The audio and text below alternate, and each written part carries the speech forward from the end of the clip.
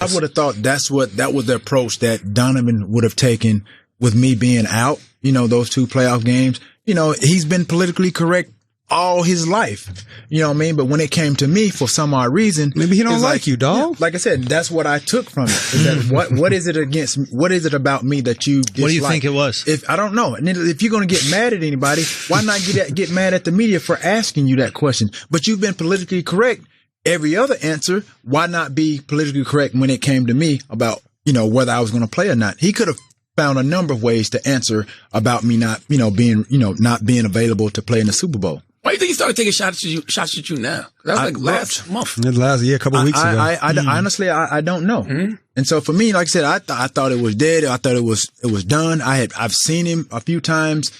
After that, we played in Larry Fitzgerald's softball game on the team, whatever. I thought everything was cool.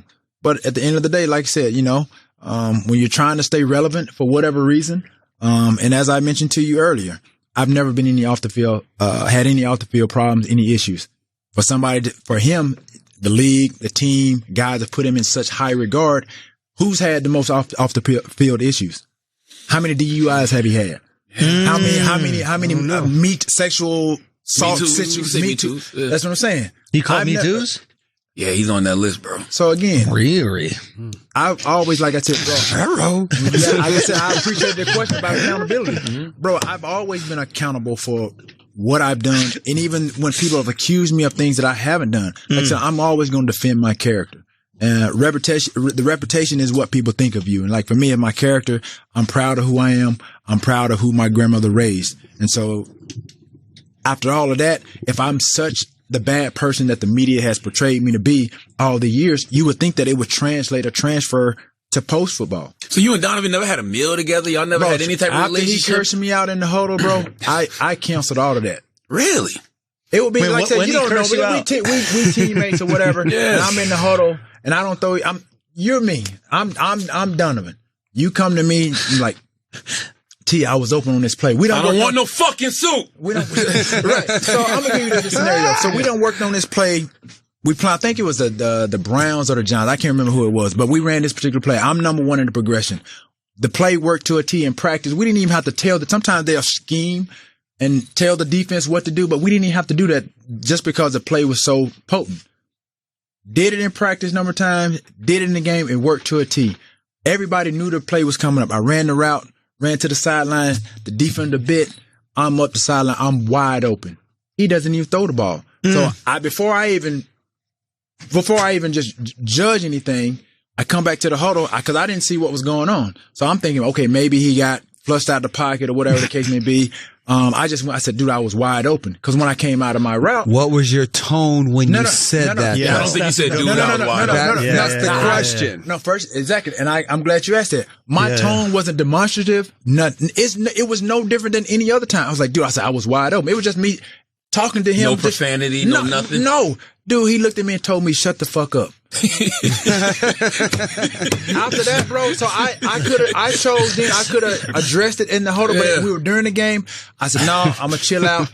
We came out on that series. I even asked my position coach. I'm like, what happened on that? My coach looked at me with kind of like just bewildered. He's like, I don't know. I said, was he flushed out of the pocket? And he's like, nothing. So after the game, I went to my locker. We're in the locker room. I waited, like I said, at this time, like I said, I know that the perception. So I know people thinking, oh, he's going to, he's destroying the locker room. There's always something. So I waited till the locker room cleared out. It was a couple people in the area while we were getting dressed. And before he left out of the area, I just addressed him. And I said, look, dude, at the end of the day, I said, I'm a man, you a man. I said, I didn't come at you sideways or what have you. All I said was I was open. I said, don't ever address me like that again.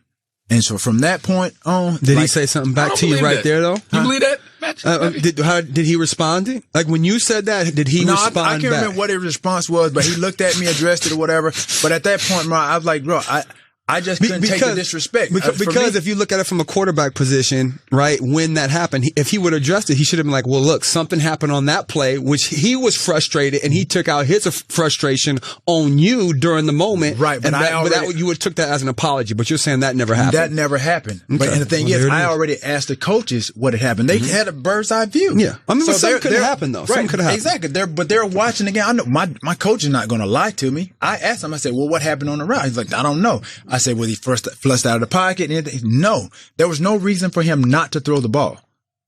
And I was number one in the progression. Maybe you weren't open. That's what I'm trying. I'm not talking to you. Maybe first of all, because I'm saying from the quarterback position, I think you were locked up. Like I would lock your ass up on that same play. Probably. You thought you were security. open. Security. Can we get the heckler? And then I come. You sound ridiculous, dude. I also want to say I'm just saying. I'm right there. Because draped. When we talk about Donavan McNabb, we said to me too. I want to be clear about that. It was sexually harassing a colleague. He sent a colleague a lewd text message. So I don't want people to think that he was because there's levels to it, right? That's why I said it was something sexual, some sexual misconduct. Yeah, not saying that's wrong, but I mean, there's levels. You guys have sent lewd text messages before. I'm sure. Why is that a bad? Oh, in the workplace, it's bad. Yeah. Okay. Right in the workplace, and he's married. Oh, I didn't know that. Huh? I never. You can't do it. You can't do that. What you mean? You can't. But he said he didn't know. I know, but you can't. Terrell throws under the bus. He throws under the bus. That ain't under the bus. That's just under the bus. Make sure he's under there. His wife think about how is that under the bus, nigga? That's just the real. He is. I'm just saying but he's you married. can't say that though. Come on, why can't I say let he's somebody married? else say that, man. We're guys.